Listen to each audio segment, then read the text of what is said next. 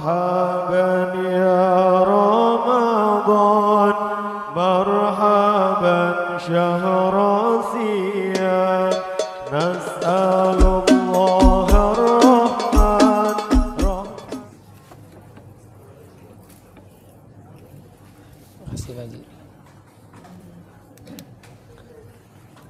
Bismillahirrahmanirrahim.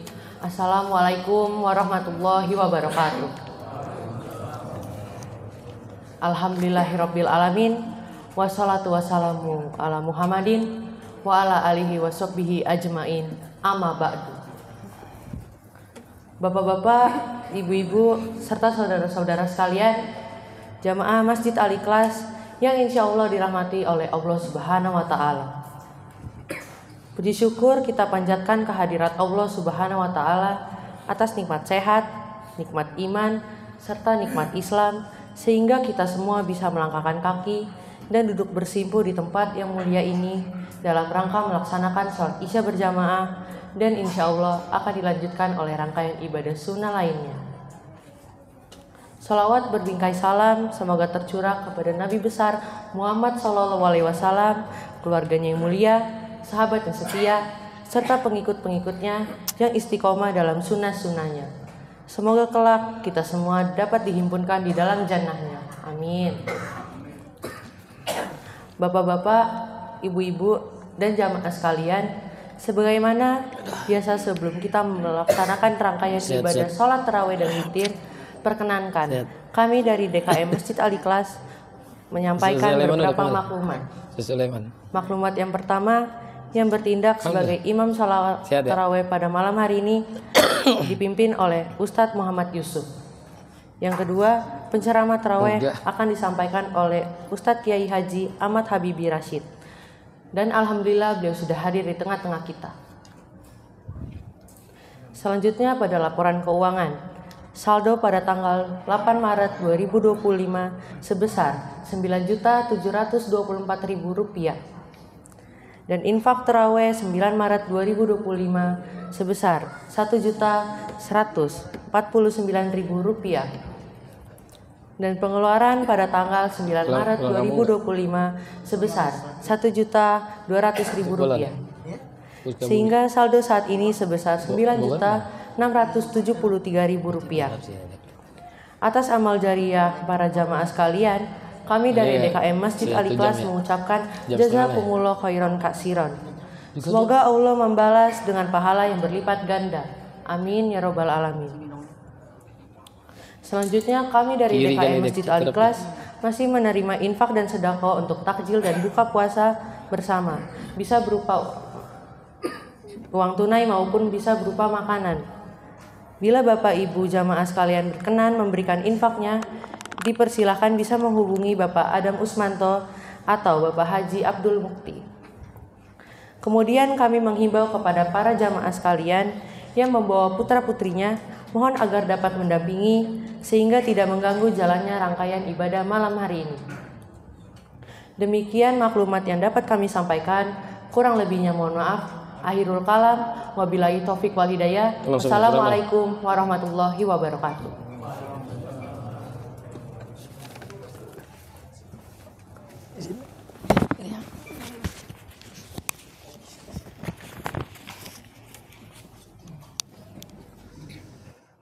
Assalamualaikum warahmatullahi wabarakatuh. Alhamdulillahilladzi amarana bittaqwa wal istiqamah. Ashhadu an la ilaha illallah wahdahu la syarika lah. Wa ashhadu anna Muhammadan abduhu wa rasuluh la nabiyya ba'dah. Allahumma salli wa sallim wa barik wa azim ala Muhammadin nabiyil huda war rahmah wa ala alihi wa sahbihi alladhina taba'ahu min yawmina hadha ila yawmil qiyamah. Amma ba'du, yaqulu Allah ta'ala fi muhkami tanzilih wa huwa a'lamu bimuradih. Ya ayyuhalladzina amanu taqullaha haqqa tuqatih wa la tamutunna illa wa antum muslimun. Sadaqallahul azim wa balagha rasuluhun nabiyyul habibuhul karim wa nahnu ala dzalika minasy syahidin wasyakirin walhamdulillahi rabbil alamin. Hadratil muhtaramin wal muhtaramat, para alimil ulama, para guru asatizah, para orang tua, para sesepuh, jamaah majlis masjid Jami Al-Ikhlas yang semoga kita semua dirahmati Allah Subhanahu wa taala, dan segenap pengurus Dewan Kemakmuran Masjid Al-Ikhlas yang semoga semua dimuliakan Allah.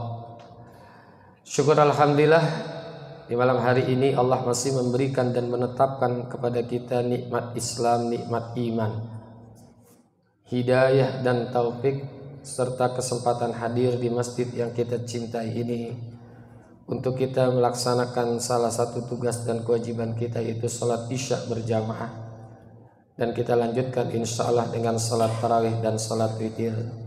Doa dan harapan kita bersama, semoga rangkaian ibadah kita yang sudah maupun yang akan kita kerjakan, yang wajib maupun yang sunnah, mudah-mudahan diterima oleh Allah Subhanahu wa taala, dan ibadah-ibadah yang kita laksanakan itu menjadi bagian catatan amal untuk kita semua dan bisa menghantarkan diri kita untuk mati dalam husnul khatimah.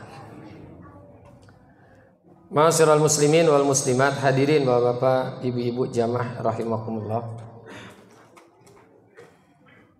Tidak semua orang berkesempatan menjadi orang kaya, tapi setiap orang berkesempatan menjadi orang yang bahagia.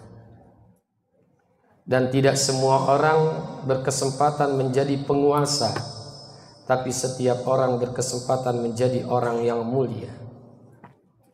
Karena sesungguhnya kebahagiaan dan kemuliaan itu tidak Allah letakkan di atas iman dan takwa, tapi tidaklah Allah letakkan di atas harta dan tahta, tapi Allah letakkan di atas iman dan takwa. Kalau kita tanya kepada seseorang, siapapun dia, kalau disuruh pilih antara kaya dengan miskin, pasti pilihnya kaya. Nggak ada orang yang pengen hidupnya miskin. Beda dengan sahabat-sahabat Rasulullah. Sesungguhnya mental kita ini tidak seperti mereka. Tapi kita tidak bisa lari dari ketentuan Allah. Maka dengan ketentuan itulah adanya kehidupan di tengah-tengah diri kita. Kita tidak bisa lari dari ketentuan Allah. Nah, ketentuan itulah yang menjadikan bahwa kehidupan ini ada. Dengan berbeda status seseorang, berbeda lokasi seseorang, maka disitulah muncul kehidupan. Maka saya pribadi, kalau ada orang mengatakan hidup ini adalah pilihan, saya pribadi kurang cocok. Ketika orang yang mengatakan hidup ini ada pilihan, kita tanya kepada dia hidupnya kaya apa susah? Ternyata susah, kan gak sesuai apa yang dikatakan oleh dia. Tapi dengan ketentuan itulah bahwa kehidupan ini jadi ada. Kita tidak bisa lari dari ketentuan Allah. Tapi kita ini bisa menjadi orang bahagia. Untuk menjadi penguasa, kaya-kayanya nih yang usianya di atas 50 tahun, umurnya nggak cukup kayaknya menjadi presiden ini kayaknya ya. Kalau kesempatan mungkin masih ada kemungkinan, nggak ada di dunia ini yang mustahil. Tapi kalau ngukur umur, kaya-kayanya nggak cukup umur kita. Yang sudah nyalon aja nggak jadi, apalagi kita. Tapi kita punya kesempatan menjadi orang yang mulia.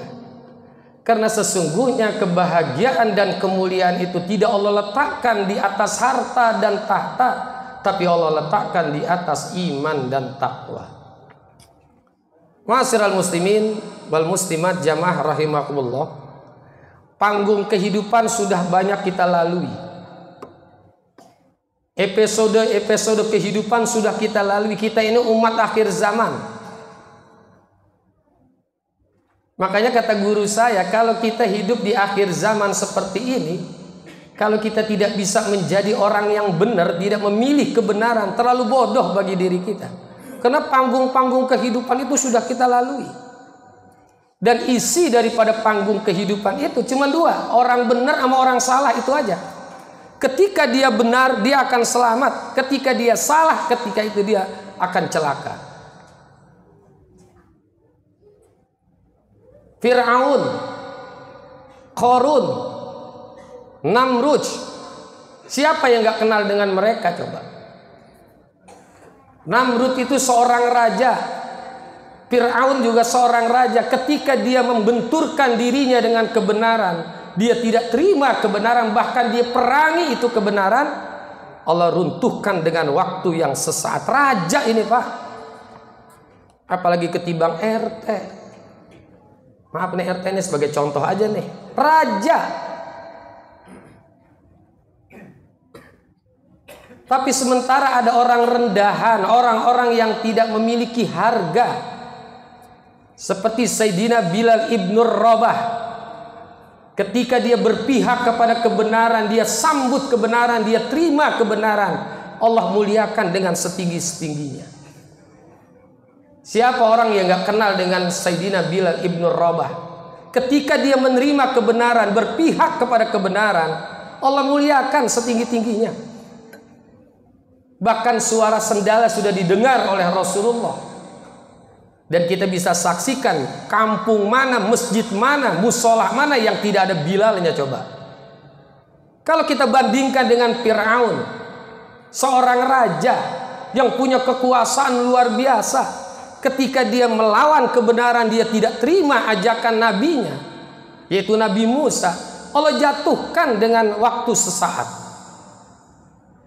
Begitu juga Qarun. Ini orang kaya, kalau hartanya dibandingkan dengan orang-orang sekarang, itu yang kalau kita suka disajikan di dalam majalah Forbes, yang 5 atau 10-nya ada dari Indonesia, nggak ada apa-apanya kekayaan orang sekarang dengan Qarun. Sampai di dalam Al-Quran disebutkan, wa inna mafatihahu latanu bil usbati ulil quwwah.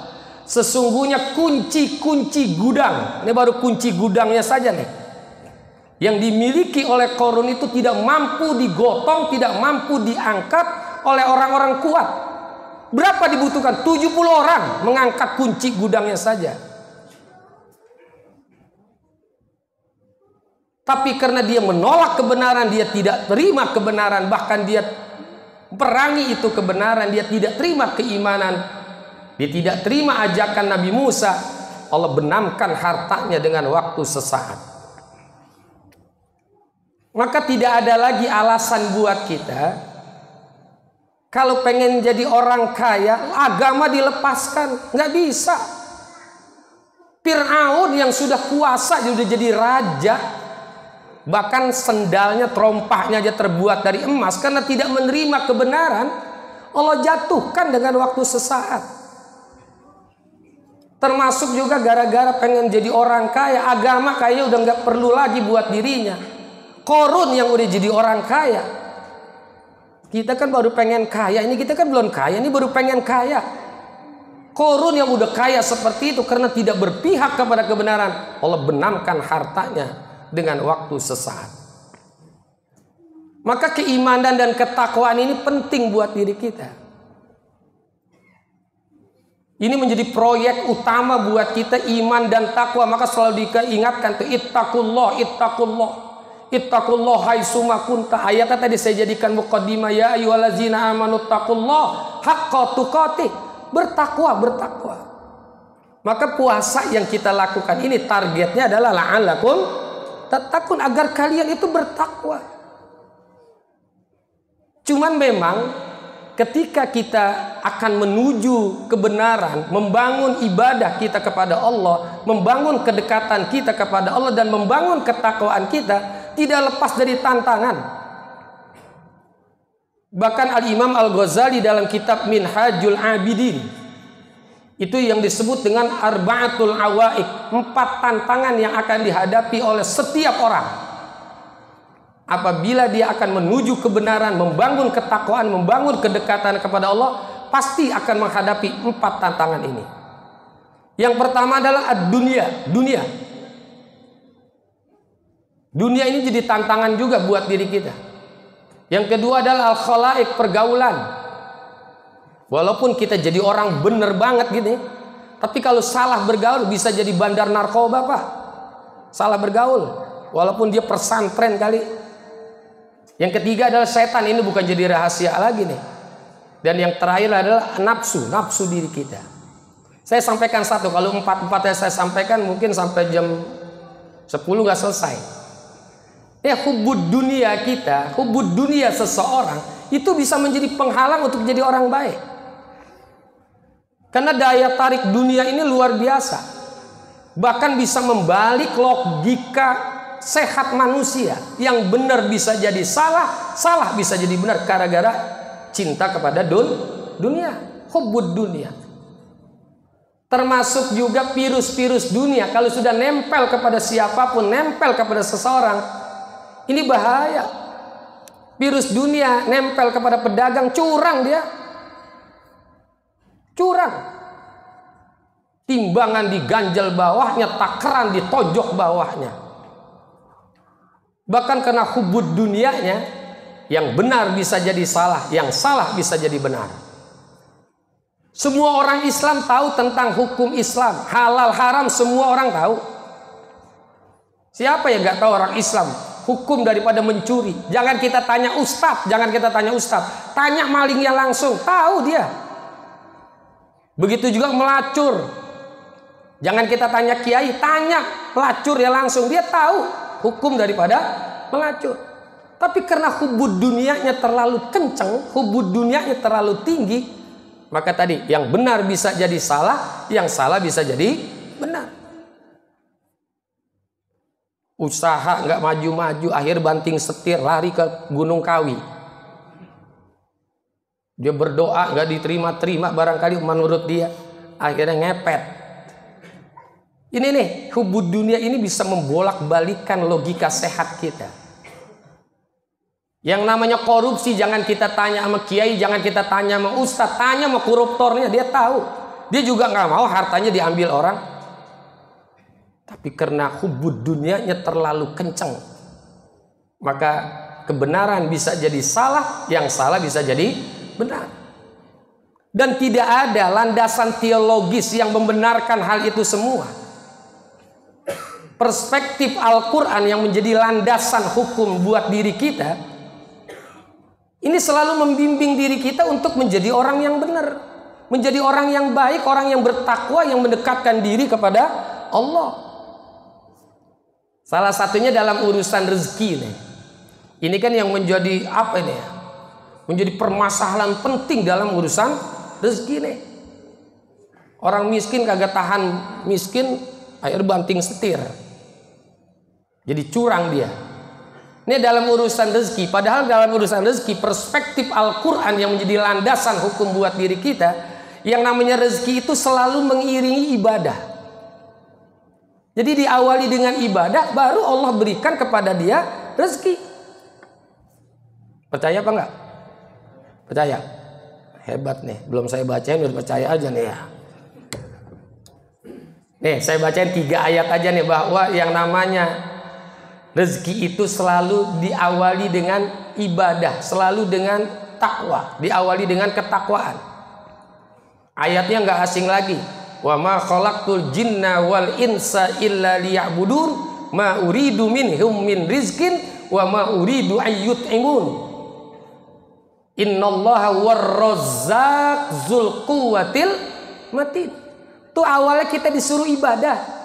Dan Allah yang memberikan rezeki kepada kita. Ma uridu minhum min rizqin. Allah itu tidak memberikan tugas kepada kita untuk sibuk dalam urusan rezeki. Innallaha war-razzaqul matikul quwwatul matin. Allah yang memberikan rezeki. Itu satu. Yang kedua, dalam Al-Quran juga, ya ayyuhan nasu ubudu rabbakumul ladzi khalaqakum wal ladzina min qablikum la'allakum tattaqun.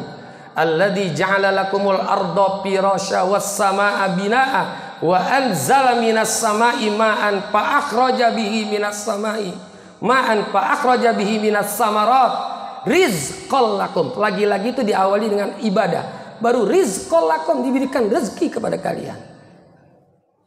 Mau tambah kuat lagi, saya tambah ini ayatnya nih. Wa'mur ahlaka bis shalah wastabir 'alaiha la nas'aluka rizqa nahnu narzuqukum. Perintahkanlah kepada keluargamu untuk melakukan sholat. Ini perwakilan ibadah adalah ibadah sholat. Wastabir 'alaiha, dan sabar ketika melakukan sholat. La nas'aluka rizqa, kami tidak meminta kepada mengurusin rezeki. Orang kadang-kadang ada alasan, saya kalau sholat pakai nggak bisa sempat mencari rezeki. Allah langsung sebutkan la nas'aluka rizqa, kami tidak meminta kepada kalian untuk mengurusin rezeki. Nahnu narzukuka, kamilah yang memberikan rezeki kepadamu. Nah, orang sekarang banyak protes. Ustadz, mestinya kalau saya ibadah, mestinya kalau saya sholat, mestinya kalau kita ibadah, mestinya kalau kita puasa, mestinya kita menjadi orang yang unggul dalam urusan duniawi, kaya kita mestinya. Kok kenapa orang Islam itu yang udah sholat, yang udah puasa, yang udah baca Quran, tapi kok hidupnya dalam keadaan susah terus? Orang sekarang kan banyak protes gitu. Mestinya yang sholat dong yang kaya, mestinya yang ibadah yang kaya. Nah, di sini mindset seseorang, mindset kita ini tentang urusan rezeki ini suka salah. Karena tadi dari awal saya ayat pertama, kedua, ketiga itu nggak nyebutin tentang harta, tapi saya urbut tentang masalah rezeki. Rezeki itu jangan semata-mata harta. Sehat rezeki bukan ya? Rezeki. Kesempatan ibadah ini rezeki. Sehingga Rasulullah SAW memberikan tuntunan kepada kita. Kalau kita ikut tuntunan Rasulullah, ini rumus sederhana menjadi orang bahagia nih Pak. Insya Allah bapak-bapak, ibu-ibu mau nih kalau saya sampaikan hadisnya. Ini merupakan rumus sederhana pengen jadi orang bahagia. Rasulullah sabdakan, man asbaha minkum aminan fi sirbi. Ada orang baca sarobi, ada baca juga sarbi. Ini ada dalam kitab Adabul Mufrad Al-Imam Al-Bukhari. Man asbaha minkum aminan fi sirbi wa mu'afan fi jasadi wa indahu qutun yaumi faka'annama hizat lahud dunya. Man asbaha minkum aminan fi sirbi, siapa orang yang di saat pagi hari dia berada pada lingkungan, pada lokasi, pada tempat yang aman. Ini lingkungan kita aman gak nih? Ini kampung apa namanya? Kampung apa namanya nih? Rawabadak. Aman gak Rawabadak? Aman. Alhamdulillah gak ada banjir. Aman kita. Kita tutup pintu malam-malam, kunci, aman. Kita taruh sendal kita di mana aja, aman. Kalau jelek. Kalau jelek ya, aman. Kita berada pada lingkungan yang aman. Ini satu nih. Ini keamanan ini merupakan rezeki yang luar biasa. Hidup kita aman, nggak ada perang, nggak ada kerusuhan. Yang kedua, wa mu'afan fi jasadi, badannya sehat. Nih, badan sehat semua nih. Nandain orang sehat itu gampang Pak. Asal makan masih nambah, tandanya sehat orang. Jadi kalau makan masih mau nambah, itu tandanya sehat. Maka saya hidup di lingkungan orang-orang macam-macam. Ada yang kaya, saya pernah bergaul. Saya juga pernah bergaul sama orang yang paling miskin. Ternyata tanda-tanda orang susah itu satu, makannya banyak. Ini kalau lagi kumpul-kumpul, acara resepsi pernikahan atau acara apa saja, kalau ngendok nasinya banyak, itu tandanya orang susah. Karena orang susah itu kagak mikirin enak, yang penting kenyang dia mah. Beda sama orang kaya, yang penting enak dia mah, nggak mikirin banyaknya, nggak mikirin kenyangnya, yang penting enak. Sehingga orang-orang kaya pada melakukan medical check up, datang ke dokter, diperiksa, ternyata ketahuan penyakitnya ini, akhirnya makannya ditaker, nggak boleh makan ini, nggak boleh makan ini, nggak boleh makan ini. Kalau orang susah, orang miskin mah nggak pernah melakukan medical check up, dia nggak tahu makanan apa yang nggak boleh dimakan, dimakan aja. Ntar kalau udah ngejoprak baru ketahuan dah. Oke, penyakit nggak usah diperiksa-periksa Pak kalau bisa. Kalau kita tahu jadi takut, kita makan ini takut, makan ini takut. Tuh badan kita sehat. Tadi pagi kita makan sudah enak. Termasuk juga enak tidur, itu bagian daripada tanda-tanda orang sehat. Makanya kalau kita tidur di atas tikar, kalau di rumah kita sendiri, itu masih lebih baik daripada di atas kasur tapi di rumah sakit. Pilih mana? Tidur di atas tikar tapi di rumah sendiri, apa kasur di rumah sakit? Pilih mana? Enakan di atas kasur di rumah kita sendiri, Pak. Itu paling enak. Kita bisa tidur itu nikmat. Wa mu'afan fi jasadih, badannya sehat. Wa indahu qutun yaumi, dan yang ketiga kata Rasulullah, dia memiliki makanan yang dimakan untuk hari ini. Hari ini ada makanan yang dia makan untuk hari ini. Tadi pagi kita sudah sahur, kemudian berbuka sudah juga. Ntar besok insya Allah sahur kita sudah ada makanan lagi. Itu kaya kita, Pak. Itu rezeki udah. Hari ini ada, besok juga ada. Lusa gimana Ustadz? Lusa nggak usah dipikirin, belum tentu hidup kita. Betul nggak? Ini kan yang menjadi mumet dalam pikiran kita, yang jauh udah dipikirin.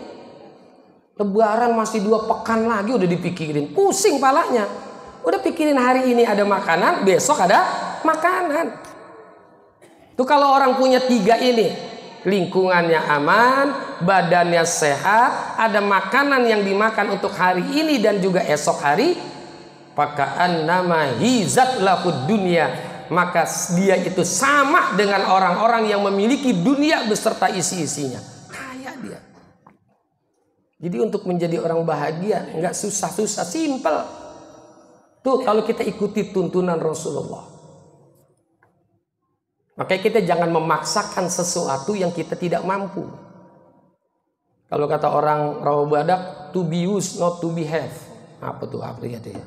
To be used not to be have. Zaman sekarang mah gampang, Pak. To be used not to be have. Pengen menikmati nggak usah memiliki.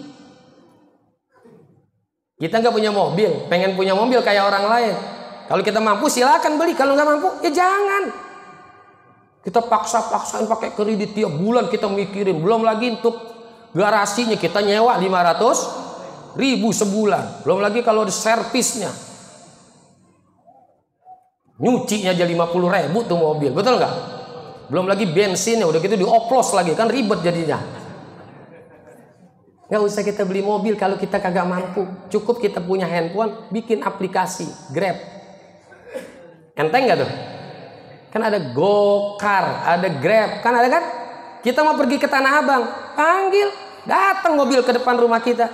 Baru buka pintu, duduk di belakang, udah kayak bos kita. Bahkan supir bilang, sesuai aplikasi ya bos. Dipanggil bos kita, padahal bukan mobil kita tuh, Pak. Berangkatnya naik Toyota Avanza, pulangnya naik Toyota Innova. Apa nggak kaya kita coba? Ini nyeneng-nyenengin buat orang yang nggak punya mobil ini ya. Ya, daripada puyang-puyang, daripada begini aja udah. Iya, nggak usah repot-repot. To be used not to be had. Pengen nikmatin pila, nggak usah beli. Kalau kita beli kan mahal. Terus sekarang digusur-gusurin lagi pila. Membayar yang jagain juga kita perlu biaya. Udah cukup kita patungan aja 500.000 sewa mobil, berangkat ke atas.